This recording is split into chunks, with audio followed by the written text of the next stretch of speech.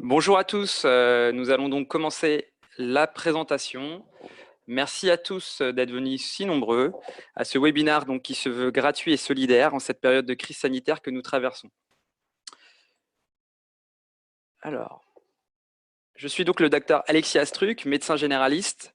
J'exerce dans le centre Et la Santé à Paris dans le 8e arrondissement et je pratique la téléconsultation depuis déjà plusieurs mois et très rapidement,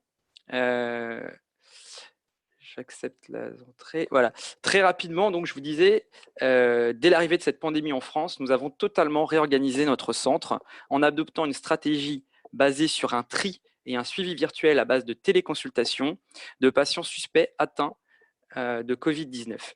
C'est une stratégie qui, vous le verrez, présente de nombreux avantages. Notre plan de gestion de crise a d'ailleurs été reconnu par l'ARS Île-de-France cette semaine comme entrant dans la stratégie de centre territorial ambulatoire dédié Covid-19. Et nous accueillons aussi, bien évidemment, des patients qui nécessiteraient un accueil sur place.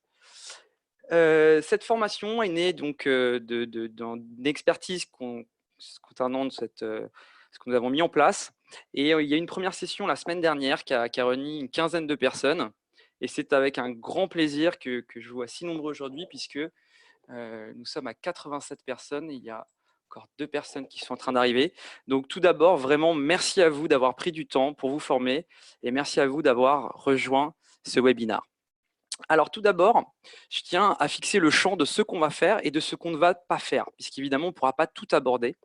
Donc ce qu'on va faire, c'est évidemment se concentrer sur l'aspect médical de la téléconsultation du patient Covid-19, c'est-à-dire que, grosso modo, tout ce qui est technique, comment je téléconsulte, quel logiciel, comment j'envoie mon ordonnance, tout ça, on ne l'abordera absolument pas, c'est censé être un prérequis, vous devez être capable de téléconsulter déjà.